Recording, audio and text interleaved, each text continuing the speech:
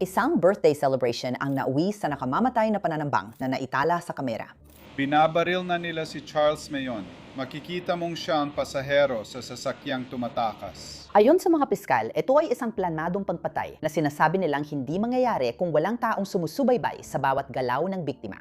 Na sinundan niya ang lalaking ito, pinanood siya, hinikayat ang kanyang mga kasabwat sa pamamagitan ng kanyang mga kilos at salita at tumulong siya sa lahat ng paraan.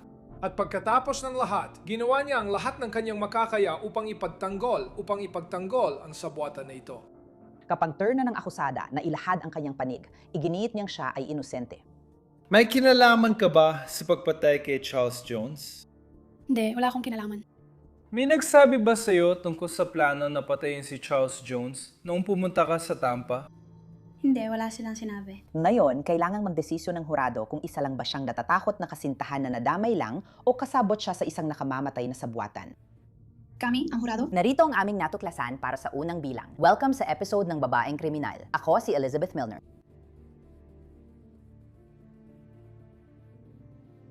Manood sa Spotify. Kung may Spotify Premium ka, walang ad sa video ko. Sa Jacksonville, Florida natin, makikilala ang kriminal na si Alicia Latoya Andrews ngayong linggo. Ipinanganak si Alicia noong Pebrero 2003 at lumaki sa Jacksonville, Florida. Pagkatapos magtapos ng high school, noong tag-init ng 2021, nakilala ni Alicia ang isang lalaki na pumukaw ng kanyang atensyon. Ang pangalan niya ay Isaiah Chance. Anong nalaman mo tungkol sa kanya? May kapatid siyang babae na kakilala ko. Hindi kami close pero maayos ang samahan namin sa Orange High School. Nung nagsimula kayong mag-date ng Mayo, 2021, o pagkatapos, gaano katagal tumagal ang relasyon ninyo? Sandali lang kami noon on and off pa.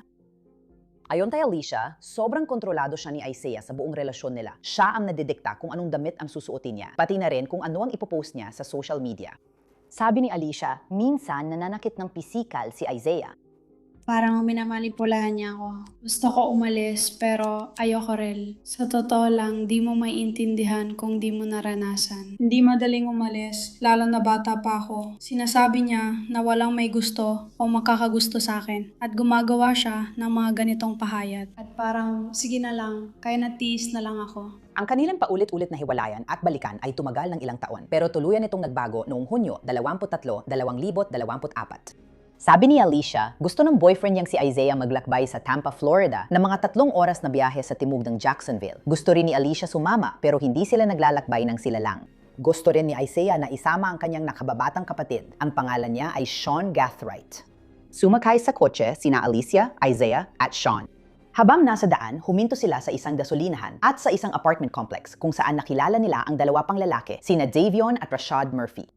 Naglakbay ang grupo papuntang Tampa at dumating sila sa kanilang nabook na Airbnb bandang alas 8 ng gabing yun. Ayon kay Alicia, pagkatapos nilang makarating sa Tampa, umalis sina Isaiah at Sean, ngunit sinabi niyang wala siyang ideya kung saan sila pumunta. Iniwan siya sa Airbnb kasama sina Rashad at Davion Murphy na magpinsan, pero halos di niya kilala ang mga ito ayon kay Alicia. Pagbalik ni na Isaiah at Sean, sinama ni Isaiah si Alicia maglibot sa gabi sa lungsod. Pumunta sila sa mga club sa Tampa, Teasers, Players Club at Truth 18. Pagkaalis nila sa Truth 18, nagmaneho si Isaiah papunta sa isang parking lot at humingi ng pahiram ng telepono ni Alicia ng ilang minuto.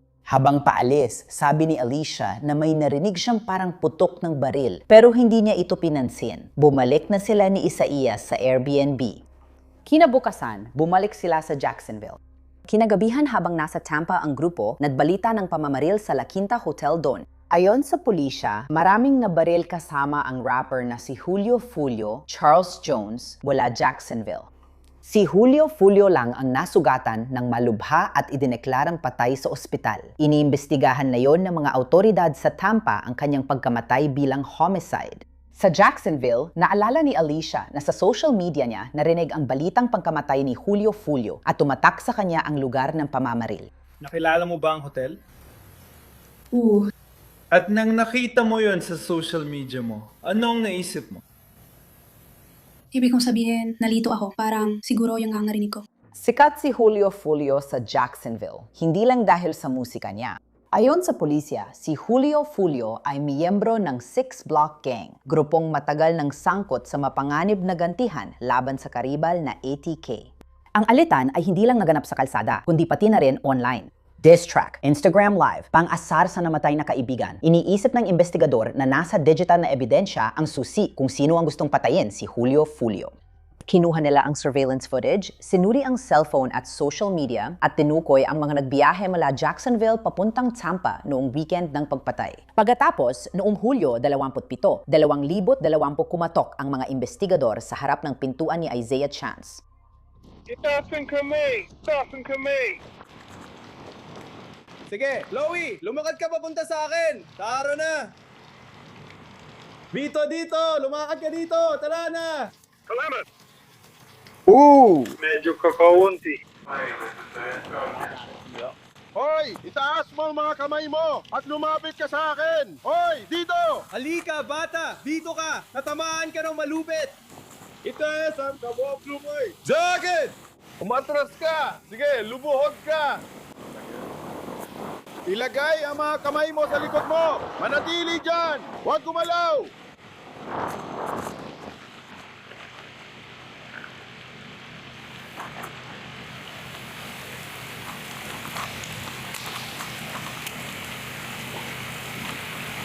Hindi lang si Isaias Sanz, pati si Alicia gusto ring arestuhin ng pulis. Lumabas! Arestuhin kayo! May opisina ng terorista sa Jacksonville. Nahuli ko yon sa may pintuan! Itaas ang mga kamay! Itaas ang mga kamay ninyo! Itaas ang mga kamay ninyo. Lumapit kayo sa akin. Tuloy lang sa paglakad. Tuloy lang. Tuloy lang. Tuloy sa paglakad. Pumarap at ilagay ang kamay sa likod. May iba pa bang tao sa loob? Si Isaiah Sanz at Alicia Andrus ay parehong inaresto at kinasuhan ng planadong unang antas na pagpatay gamit ang baril at sabwatan upang magsagawa ng planadong unang antas na pagpatay gamit ang baril. Ayon sa investigador, may kaugnayan sa pagpatay kay Julio Fulio ang mga kasong yun. Bukod pa rito, halos sabay na inaresto ng pulis sina Alicia at Isaias sa kabilang bahagi ng bayan. May dagdag na pulis na inaaresto si Sean Gathright. Super! Buksan mo ang pinto ng kotse! Ipakita mo ang mga kamay mo! Hindi totoo to! Hindi totoo to! Lumayo ka ng tingin! Umatras ka habang sinusundan ako! Oh, tumigil ka dyan! Itaas mo ang damit mo! Umigot ka ng 360 degrees! Ano? Makinig ka! Pag-uusapan natin ito! Tuloy lang. Tuloy lang! Lumiko ka at bumalik sa boses ni Santa Maria! Halika na! Tuloy lang ang paglapit! Tuloy lang ang paglapit. Tuloy lang ang paglapit! Tuloy lang ang paglapit! Tuloy lang ang paglapit! Tuloy lang ang paglapit! Lumakad ka pabalik sa akin! Inaresto si Sean Gathright, 18, dahil sa planadong pagpatay sa unang antas gamit ang baril, 3 bilang ng tangkang pagpatay at 1 bilang ng pakikialam sa ebidensya. Nakakulong ang 3 sa Duval County Jail habang hinihintay ang extradition nila sa Tampa, Florida. Pero hindi agad nalaman ng publiko ang aresto nila. 2 araw na itinago ng mga investigador ang detalye habang hinahanap ang mga sangkot sa pagpatay kay Charles Jones, kilala rin bilang Julio Fulio. Noong Hulyo 29, 2024, nagsagawa ng joint press conference sina Tampa Police Chief Lee Burko at Jacksonville Sheriff T.K. Waters sa Tampa, Florida. Inanunsyo nila ang pag-aresto kina Alicia Andrus, Isaiah Chance at Sean Gathright, pero nilinaw na hindi pa tapos ang investigasyon at may 2 pang pinanhahanap na suspect. Mahigit 1 buwan na ang nakalipas, isang grupo ng mga individual na may layuning magsagawa ng planadong pagpatay ang gumiyahe mula Jacksonville papuntang Tampa upang gumawa ng karumal-dumal na krimen sa ating lungsod. Sinabi ko noon na magkakaroon ng mga aresto at makakamit ang hustisya para sa lahat ng biktima, kabilang ang ina ni Charles Jones na bumiyahe mula Jacksonville ngayong umaga para dumalo sa anunsyong ito. Sina Sanz, Andrus at Gathright ay naaresto nitong weekend sa Jacksonville. Sina Davion Murphy at Rashard Murphy ay mga pugante pa rin ng hustisya at kami ay nakikipagtulungan ng malapitan sa tanggapan ng Sheriff ng Jacksonville at sa U.S. Marshals upang mahuli sila. Sabi ni Tampa Police Chief Lee Burko, may papel ang 5 suspect. Dalawa ang ipinadala upang hanapin si Julio Fulio, habang ang tatlo naman ang umano'y mga bumaril. Nagdiwang si Jones ng kaarawan sa bayan at ilang ulit niyang ipinost sa social media ang kanyang mga lokasyon nung gabi. Mahalaga ang surveillance video sa investigasyong ito dahil nakita sa video ang mga suspect na sinusundan si Jones mula sa isang lugar patungo sa iba pa. Ipinapakita nito kung hanggang saan ang kayang gawin ng mga individual na ito para matupad at maisakatuparan ang pagpatay na ito. Alas 4:15 ng umaga, nagsimulang magtungo si Jones sa isang hotel sa McKinley. Isang sasakyan ng suspect ang nakita na sumusunod sa biktima. Sa halip na sundan sila sa paradahan, pumuwesto sila sa kabila ng kalsada. Noong alas 4:38, tatlong armadong lalaki ang gumaba ng sasakyan at naglakad patungong hotel. Hinatay nila si Jones gamit ang isang baril at 2 rifle. Ang sunod-sunod na putok ng baril ay tumama rin sa 3 iba pang biktima na himalang nakaligtas sa insidenteng ito. Ipinakita ng mga opisyal ang surveillance video ng pagdating ng armadong lalaki sa paradahan ng hotel ni Julio Fulio. Ang mga salarin ay pumupwesto na para sa kanilang planadong pagpatay.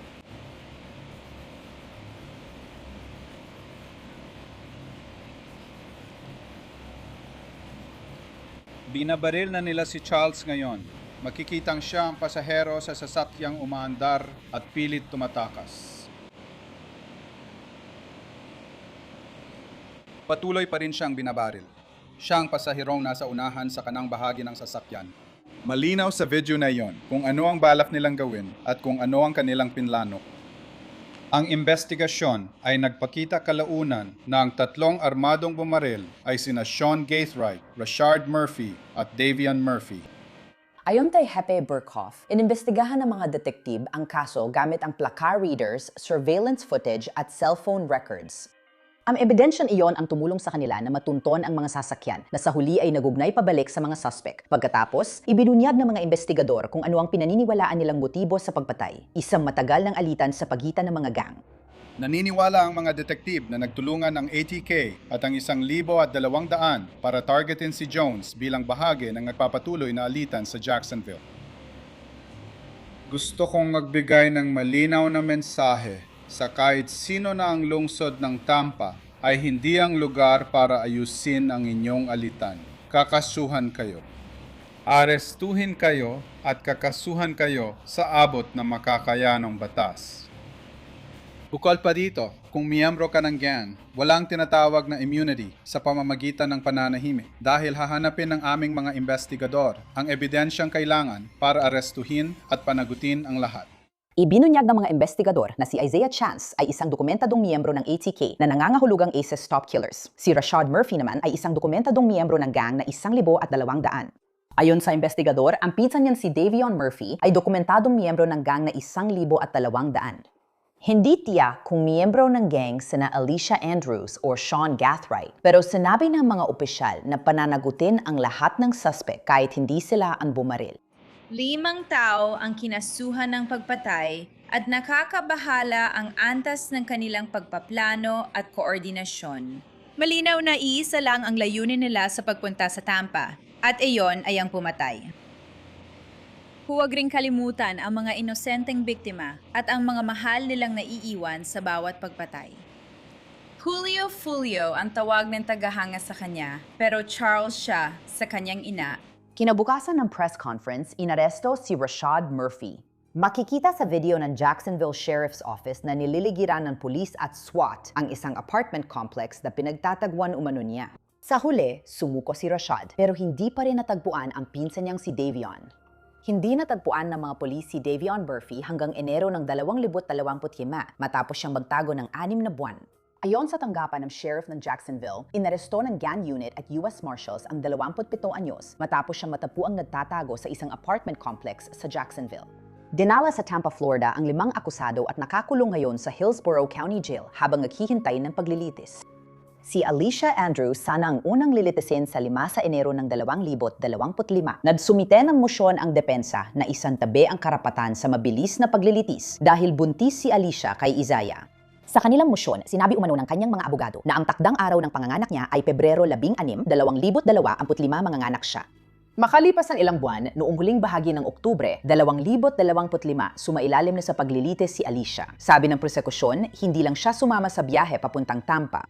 Sabi ng mga taga-usig, tinulungan niya sa paghahanap ng biktima at nagbigay pa ng maling pahayag sa pulisya pagkatapos ng pamamaril. Ipinapakita ng ebidensya na nagbigay siya ng mga pahayag sa pulisya na hindi totoo, maraming ulit pa. Ipinapakita ng ebidensya na paulit-ulit siyang nagsinungaling sa kanila sa panayam na ito. Nagsinungaling siya tungkol sa kaalaman niya sa mga gang na ito. Nagsinungaling siya tungkol sa kung sino si Julio Fulio. At makikita ninyo sa ebidensya na hindi lang niya kilala kung sino siya. Matagal na niyang kilala si Julio Fulio. May galit siya kay Julio Fulio, makikita ninyo sa ebidensya. Pero nagsisinungaling siya sa madaling mapatunayang bagay. Lalo na, nagsisinungaling siya sa pagkakakilala niya sa lalaking ito. Si Sean Gathright, ang taong may-ari ng bahay na pinanggalingan niya para pumunta sa Tampa. Ang taong nagmamaneho ng Chevy Impala na sinakyan niya ng halos 3.5 oras papuntang Tampa noong ika-22. Ang taong matalik na kaibigan ng nobyo niyang si Isaiah Chance, ipinakita sa kanya ang litratong iyon. Hindi ko alam kung sino yon. Hindi ko alam kung sino yon. Makikita ninyo sa ebidensya na ang mga kasinungalingang ito ay parang wala lang sa kanya. Hahatakin natin ito dito sa korte para makita ng lahat, para malaman ng lahat ang masama, malisyoso at mamamatay taong likas nito. Mabubunyag ito at wala nang maskara na pwedeng isuot ng akusado para magtago sa ebidensya ng Estado. Ang katotohanan sa kasong ito, ang katotohanan ay magiging malinaw, sobrang linaw sa pagtatapos ng kaso ng Estado.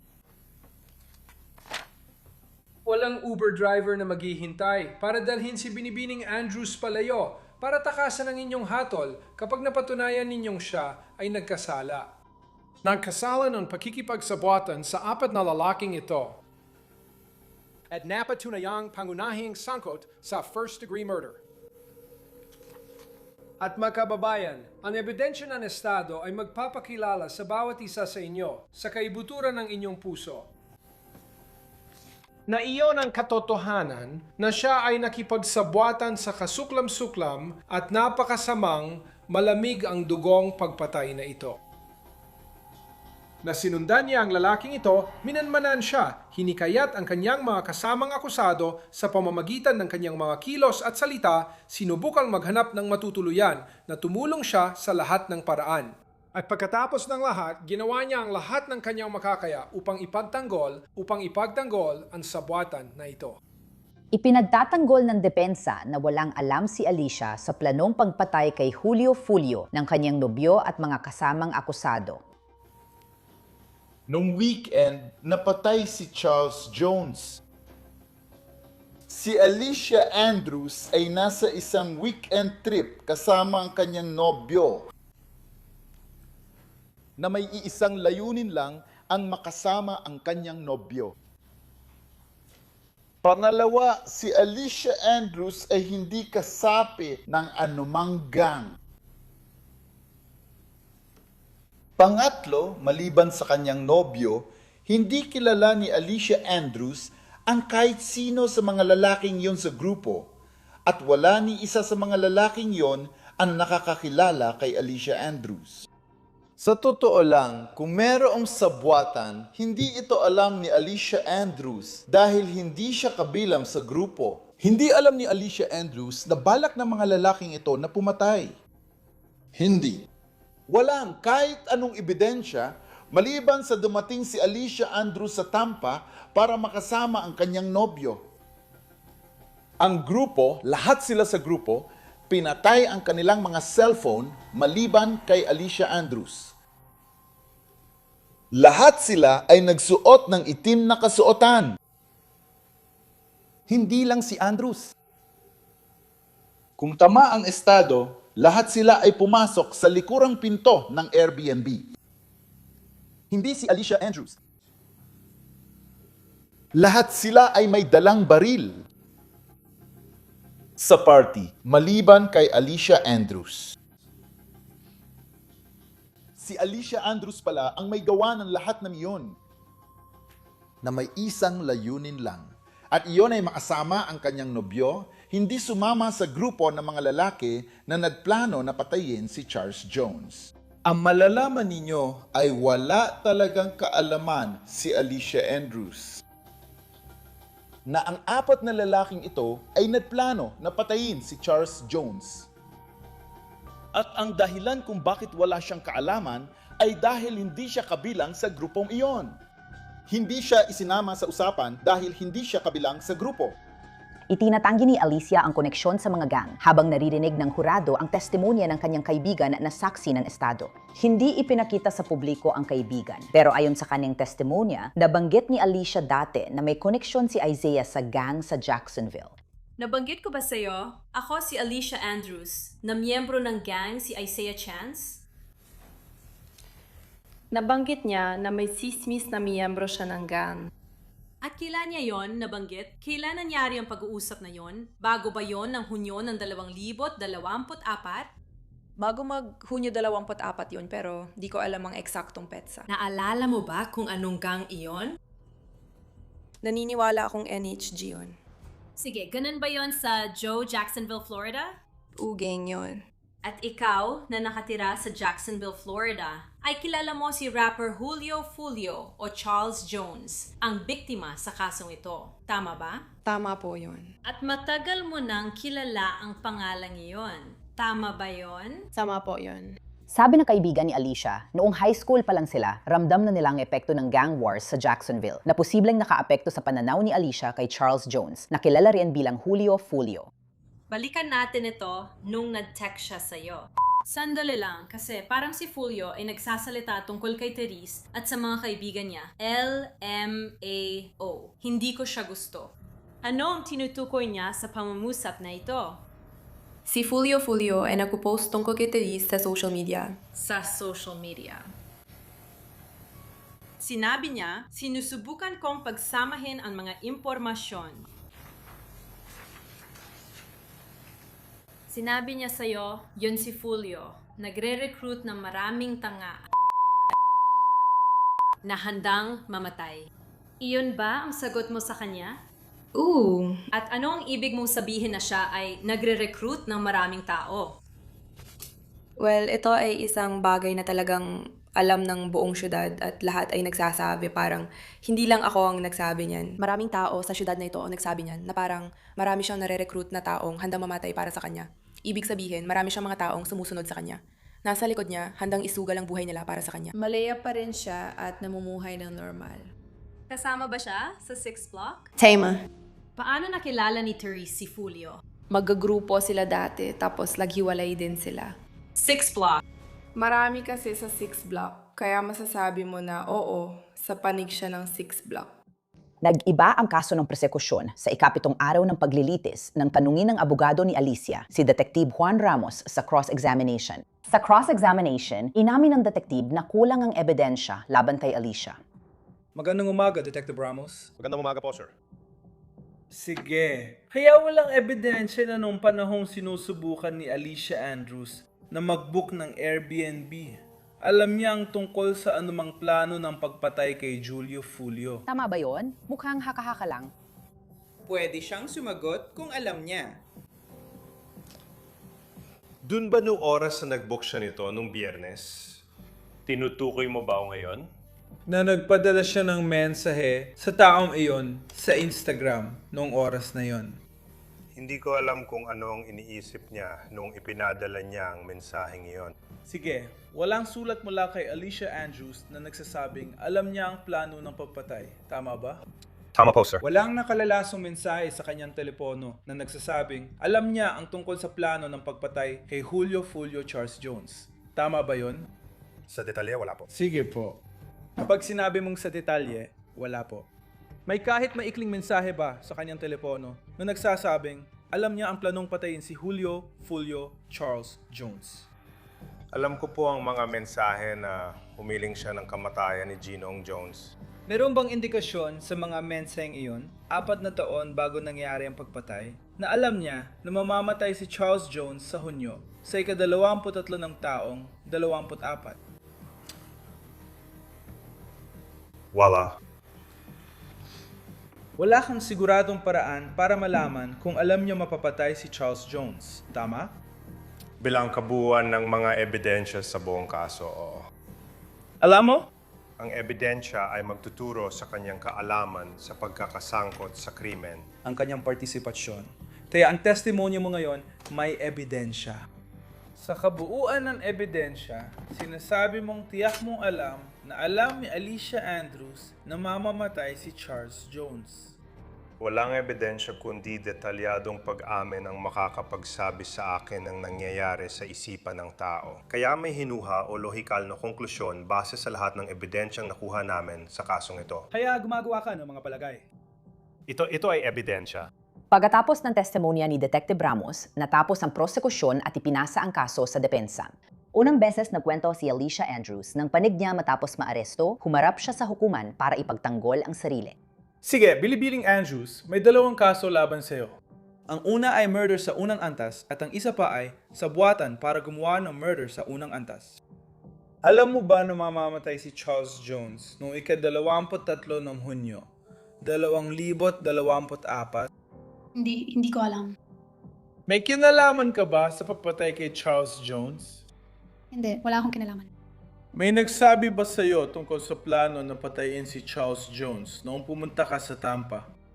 Hindi, wala silang sinabi. Ipinapahayag ng prosekusyon na sinundan ni na Alicia at Isaiah si Julio Fulio noong ika-23 ng Hunyo, 2024. Nahuli siya sa surveillance video kasama si Isaiah sa mga nightclub sa Tampa na naka-COVID mask.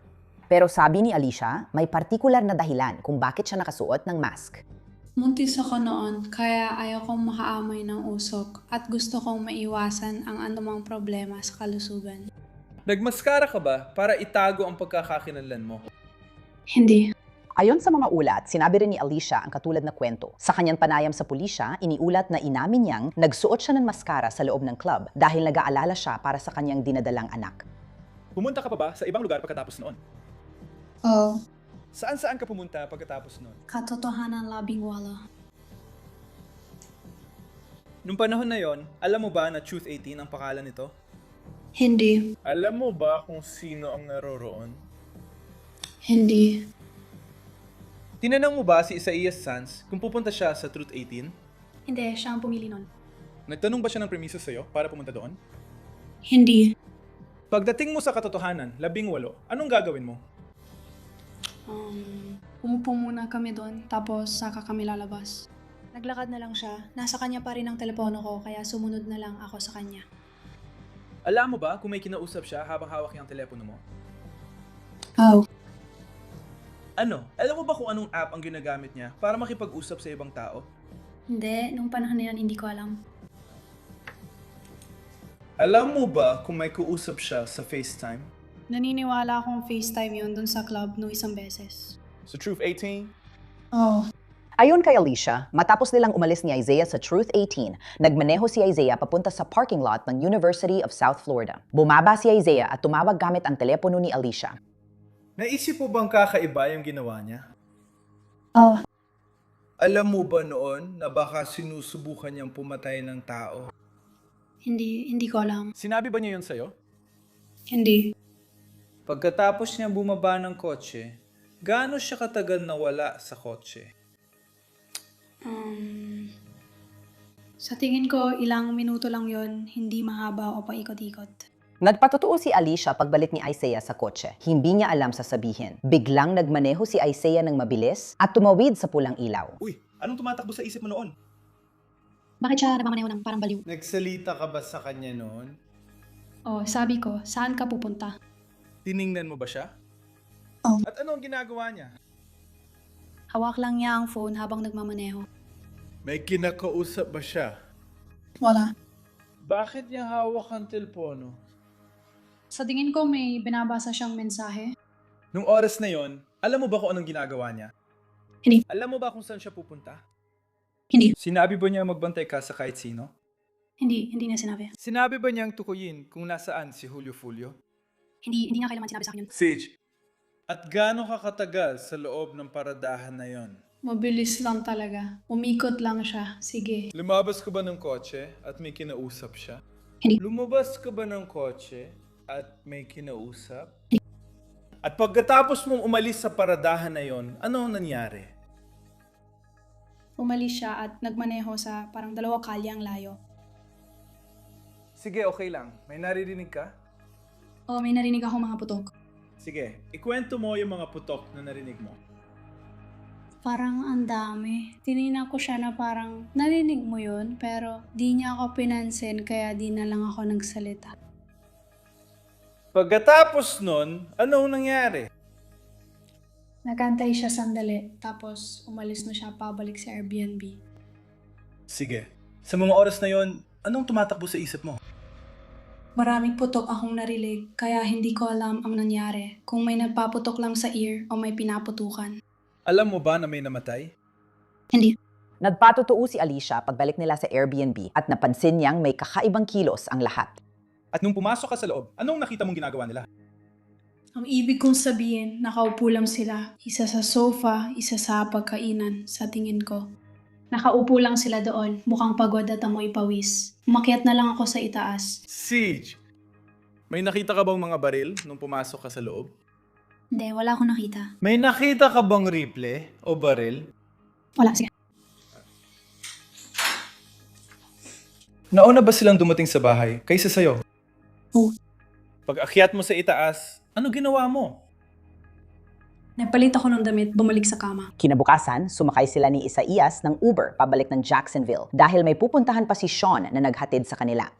Nakarating ka ba agad sa Jacksonville nung araw na yon? Oo. At anong nangyari pagkatapos?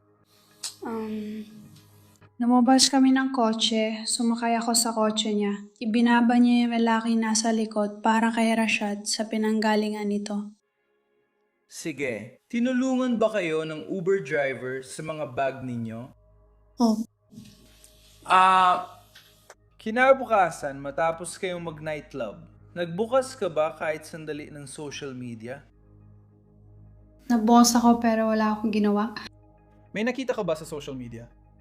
Oo, mga TikTok. Nasa Instagram ako nun. Sige, nakita mo ba na namatay si Charles Jones at Julio Fulio? Oo, sa TikTok. Ano ang naalala mong nakita mo? Palagay ko, may mga tao sa labas na nagre-record ng hotel. Sige, nakilala mo ba ang hotel? Oo. At nung nakita mo yan sa social media mo, anong naisip mo? Ibig kong sabihin, nalito ako. Parang siguro yun lang narinig ko pero... Sige. At tinanong mo ba si Isaias tungkol dito? Hindi ko naman siya direktang tinanong pero ipinakita ko sa kanyang video. At anong nangyari? Sabi niya, grabe, kaninong page nakapost yun? Sinabi ba niya dati na may alam siya sa kahit ano? Hindi, wala siyang sinabi. Naisip mo bang kakaiba na nandun ka sa lugar na yon? Sige. Sa isang particular na oras? Sa tingin mo ba yung mga taong nandoon, yung mga nasa Airbnb, may kinalaman sila dito? Noong oras na yun, weird sila para sa akin pero di ko naisip na alam nila.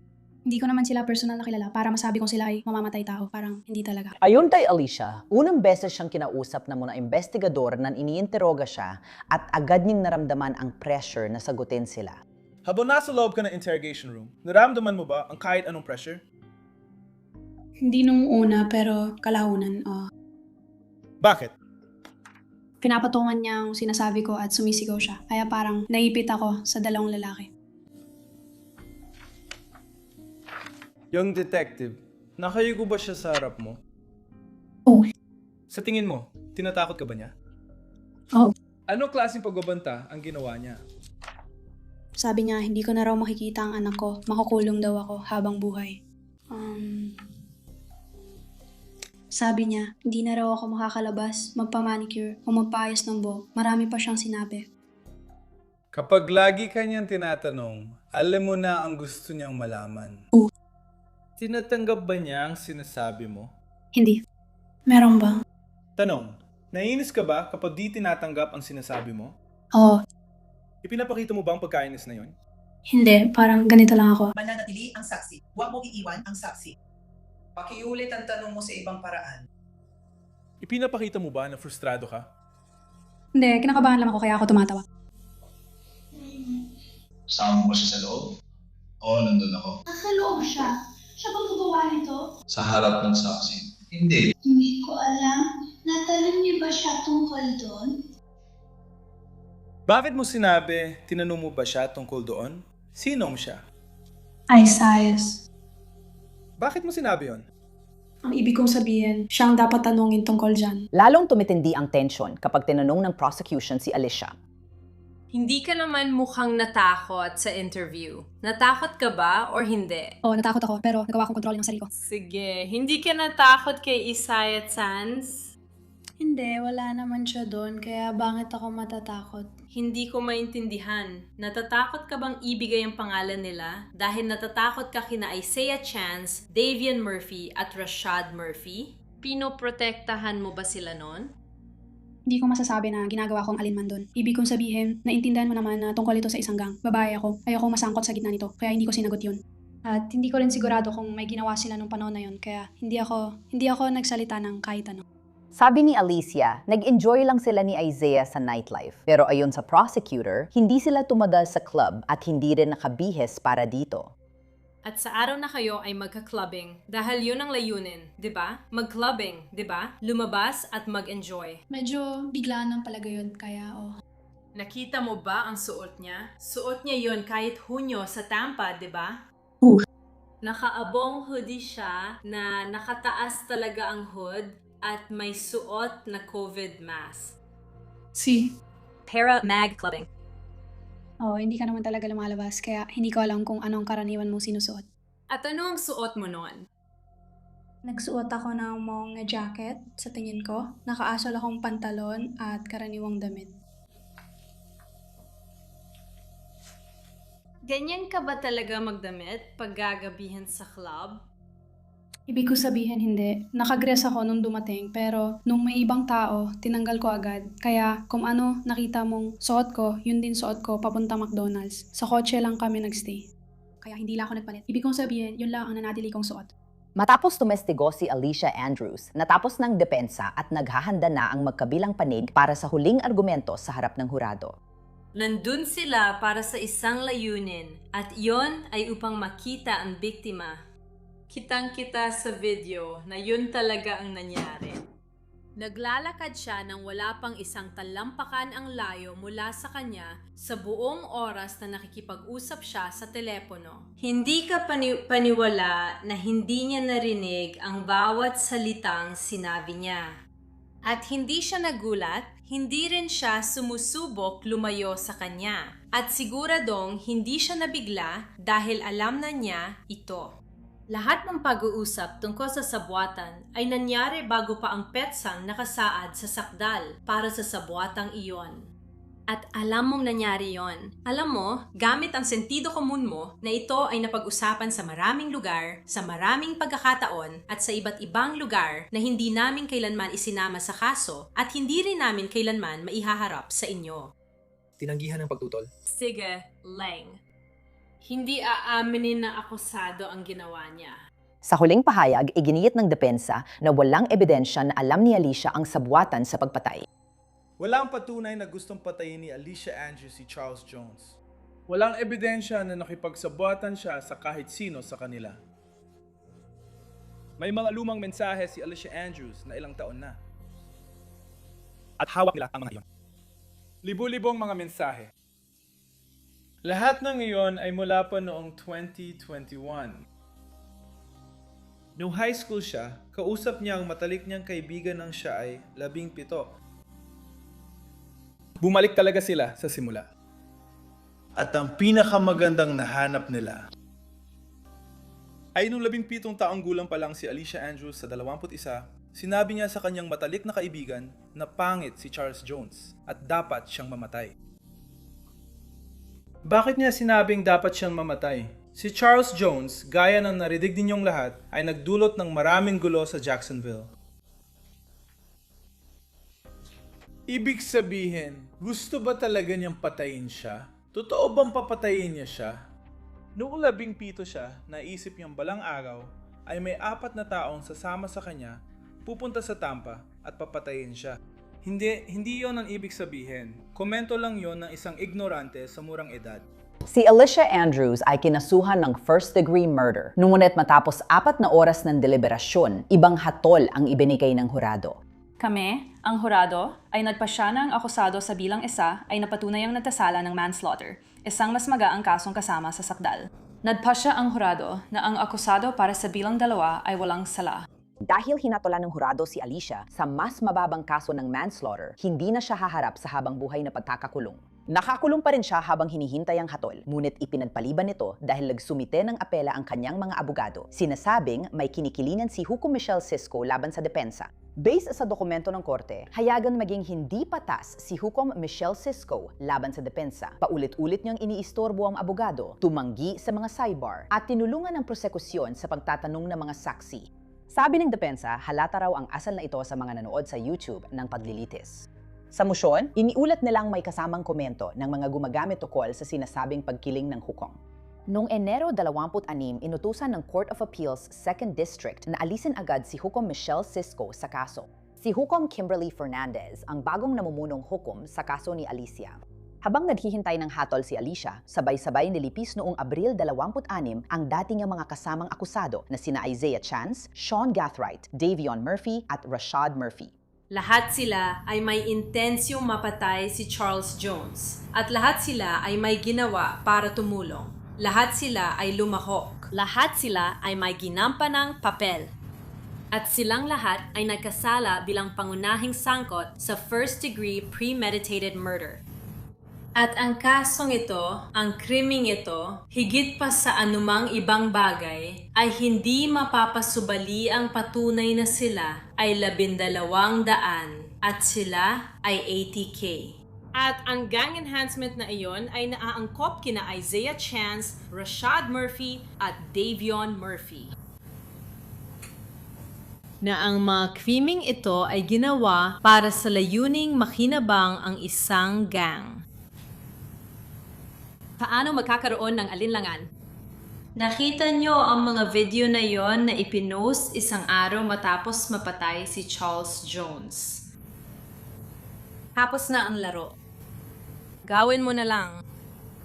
Lahat sila ay umaangking sila ang pumatay kay Six Block. Yun na ang pinakamalaking pagbagsak na nagawa ng 12,200 at 80K. At may rap video na nagsasabing, tapos na ang laro, ayaw mo ng gyera. Ang bawat abogado ng depensa ay gumagawa ng kanilang argumento para sa kanilang mga kliyente. Sa kaso ni Isaiah Chance, sinasabi ng kanyang abogado na ang ebidensya laban sa kanya ay pawang palatandaan lamang kung tutuusin. Pumasok ang estado at sinabi sa amin na magkakaroon sila ng larawan, meron silang kumpiyansang larawan na ikukwento nila sa inyo. Isang sabuatan, isang bigmaan ng mga gang, 3 mamamatay at isang surveillance team. Lahat ay magkakaugnay, lahat ay disiplinado. At ito ay natuturo pabalik, kasama na si Isaiah Chance. Nakita niyo na ang lahat ng hawak na estado sa puntong ito, lahat ng mga saksi, lahat ng ebidensya, lahat ng mga exhibit. Hinihiling nila sa inyo, hinihiling nila na tanungin niyo ang inyong sarili ng isang tanong habang ako ay nagsasara. Habang nagsasara ang estado at kapag kayo ay bumalik sa silid para magpasya. Napatunayan ng estado, gamit ang aktwal na ebidensya, hindi haka-haka, na alam ni Isaiah Chance ang plano sa pagpatay. Pumayag siyang makilahok at gumawa ng kilos para maisa katuparan nito. O gusto ba nilang maghinala kayo hanggang makarating sa hatol na guilty? Muli, walang ebidensya na may ginawa si Isaiah Chance para makinabang siya sa gang. Walang ebidensya. Tinatawag nila siyang Ginoong, sinasabi nilang si Ginoong mayaman siya dahil sa giyera, dahil kumikita raw siya dito sa kung anong paraan. Wala silang napatunayan ni isa doon. Talagang wala silang napatunayan. Noong Mayo 8, 26 naglabas ng hatol ang hurado sa 4 na natitirang akusado. Estado in Florida, laban kay Isaiah Jermaine Chance. Kaso bilang 24 CF, 168, Trial Division 1, forma ng hatol. Kami, ang hurado, ay nagpasya na sa unang bilang, biktimang si Charles Jones. Ang akusado ay nagkasala ng first-degree murder ayon sa sakdal. Estado in Florida, laban kay Sean Andre Gathright. Kaso bilang 24 CF, 168C, Trial Division 1, porma ng hatol. Kami, ang hurado, ay nagpasya na sa unang bilang, biktimang si Charles Jones. Ang akusado ay nakasala ng first-degree murder ayon sa sakdal. Estado in Florida, laban kay Rashad Trayvon Murphy. Kaso bilang 24 CF 106D, Trial Division 1, porma ng hatol. Kami, ang hurado, ay nagpasya na sa unang bilang, biktimang si Charles Jones. Ang akusado ay nagkasala ng first-degree murder ayon sa sakdal. Estado ng Florida, laban kay Davian Rashad Murphy. Kaso bilang 24 CF 106E, Trial Division 1, porma ng hatol. Nagpasya ang hurado na sa unang bilang, biktimang si Charles Jones na patunayang nagkasala ang akusado ng first-degree murder ayon sa sakdal.